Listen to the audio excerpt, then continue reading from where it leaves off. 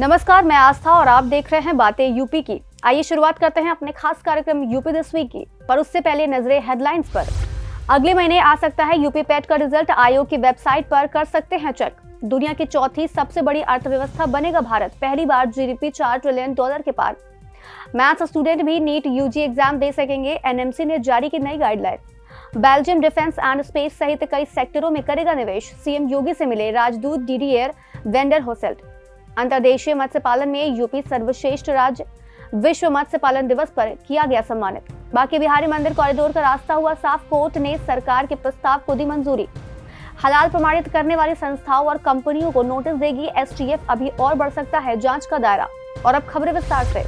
उत्तर प्रदेश अधीनस्थ सेवा चयन आयोग की ओर से ग्रुप सी पदों पर भर्ती के लिए हुई पेट परीक्षा 2023 के नतीजे अगले महीने यानी दिसंबर में जारी होने की संभावना है। ये जानकारी हाल ही में आयोग की ओर से दी गई है कि यूपी पेट का रिजल्ट दिसंबर 2023 के आखिरी सप्ताह तक या जनवरी के पहले सप्ताह में जारी कर दिए जाएंगे। बता दें कि पेट 2023 के जरिए राज्य में लेखपाल के 8,085 पदों पर नियुक्ति होगी। यूपी SSSC के सचिव अवनीश सक्सेना के अनुसार आंसर की पढ़ाई आपत्तियों के निस्तारण कर दिसंबर माह के अंत या फिर जनवरी माह के पहले सप्ताह में रिजल्ट जारी कर दिया जाएगा। लेते हैं आज की दूसरी खबर। भारत की अर्थव्यवस्था पहली बार $4 ट्रिलियन के पार निकल गई है। इसके साथ ही भारत अब दुनिया की चौथी सबसे बड़ी अर्थव्यवस्था बनने के काफी करीब पहुंच गया है। ये $5 ट्रिलियन की अर्थव्यवस्था बनने का लक्ष्य पाने की दिशा में काफी अहम मील का पत्थर है। जीडीपी लाइव के आंकड़ों के मुताबिक भारत ने ये मुकाम बीते कुछ दिनों पहले हासिल किया है। जानकारी के लिए बता दें कि चौथे पायदान पर मौजूद जर्मनी और भारत की जीडीपी के बीच का अंतर अब बहुत ही कम बचा है। मौजूदा समय में अभी अमेरिका दुनिया की सबसे बड़ी अर्थव्यवस्था है। अमेरिका की अर्थव्यवस्था का मौजूदा आकार $26.7 ट्रिलियन है। उसके बाद $19.24 ट्रिलियन की अर्थव्यवस्था के साथ चीन दूसरे स्थान पर है। $4.39 ट्रिलियन के साथ जापान तीसरे नंबर पर है, जबकि जर्मनी $4.28 ट्रिलियन की जीडीपी के साथ चौथे स्थान पर है। अब भारत भी जर्मनी के बेहद करीब पहुंच गया है। लेते हैं आज की तीसरी खबर।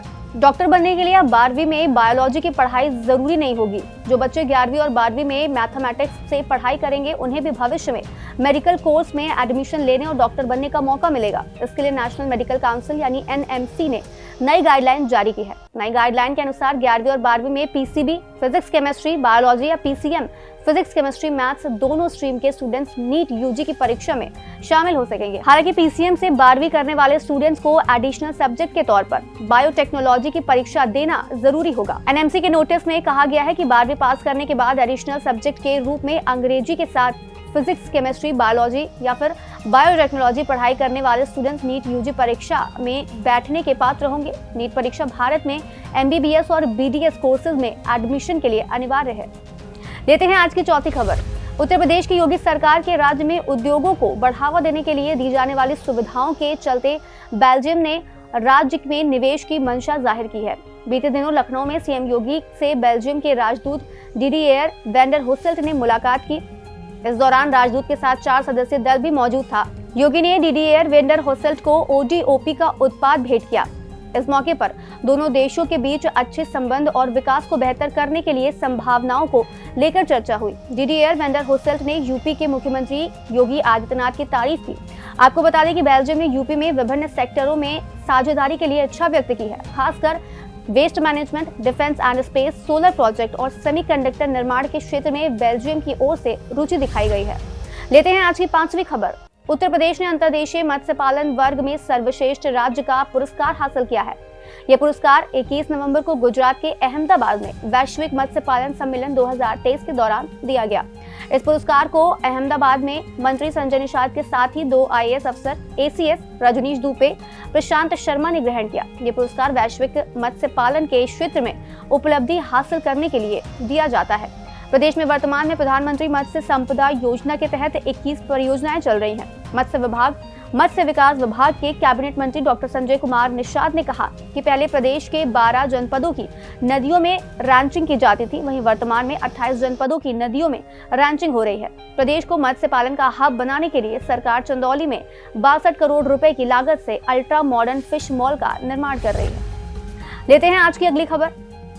इलाहाबाद हाईकोर्ट ने मथुरा के वृंदावन के बांके बिहारी मंदिर के चारों ओर एक कॉरिडोर बनाने की यूपी सरकार की योजना को मंजूरी दे दी है। साथ ही कोर्ट ने सरकार को कॉरिडोर बनाने में बाधा बने अतिक्रमण को हटाने की भी अनुमति दी है। कोर्ट ने कहा कि सरकार अपनी प्रस्तावित योजना के साथ आगे बढ़े, लेकिन ये भी सुनिश्चित करे कि दर्शनार्थियों को दर्शन में कोई बाधा न आए। हालांकि हाईकोर्ट ने सरकार को कॉरिडोर बनाने के लिए मंदिर के बैंक खाते में जमा धन का उपयोग करने से मना किया है। कोर्ट ने ये साफ करते हुए कहा कि मंदिर के बैंक खाते में जमा 262.50 करोड़ रुपए को ना छुआ जाए। बता दें कि मुख्य न्यायमूर्ति प्रीतिंकर दिवाकर तथा न्यायमूर्ति आशुतोष श्रीवास्तव की खंडपीठ ने अनंत कुमार शर्मा व अन्य की जनहित याचिका पर आदेश देते हुए कहा कि संविधान के अनुच्छेद 25 और 26 में मिला धार्मिक अधिकार पूर्ण नहीं है। ये मौलिक अधिकार कुछ हद तक लोक व्यवस्था के अधीन है। उचित अवरोध लगाया जा सकता है। देते हैं आज की अगली खबर। स्पेशल टास्क फोर्स यानी एसटीएफ हलाल सर्टिफिकेशन देने वाली संस्थाओं और हलाल प्रमाणित कंपनियों के संचालकों को नोटिस देकर पूछताछ के लिए तलब करेगी। नोटिस दिए जाने की प्रक्रिया शुरू कर दी गई है। संस्था संचालकों व कंपनी संचालकों की कमाई का पूरा ब्यौरा खंगाला जाएगा। ये भी देखा जाएगा कि कमाई का निवेश कहां किया गया है। एसटीएफ कंपनियों व उनके संचालकों के बैंक खातों की जानकारी जुटा रही है। शासन के निर्देश पर एसटीएफ ने विभिन्न प्रकार के उत्पादों को हलाल प्रमाणित करने वाली कंपनियों के विरुद्ध जांच शुरू कर दी है।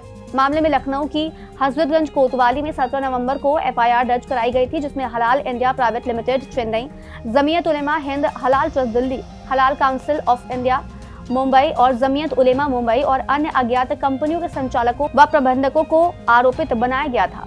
अब चलिए एक नजर डाल लेते हैं देश दुनिया की कुछ बड़ी खबरों पर। भारत में विभिन्न स्टॉक एक्सचेंजों ने निवेशक सुरक्षा के लिए investor resilience and ring selection application यानी IRRA लॉन्च किया है। पिछले एक दशक में भारत में खाद्य तेल के आयात में लगभग 1.5 गुना की वृद्धि देखी गई है, जिससे भारतीय रुपए का मूल्य 2 गुना से अधिक हो गया है। इस समय चीन श्रीलंका को शामिल करने के लिए चीन म्यांमार आर्थिक गलियारे यानी CMEC का विस्तार करने को प्राथमिकता दे रहा है। अंतर्राष्ट्रीय अंतरिक्ष स्टेशन यानी ISS अपनी स्थापना के 25 वर्ष पूरे होने पर गौरवान्वित महसूस कर रहा है।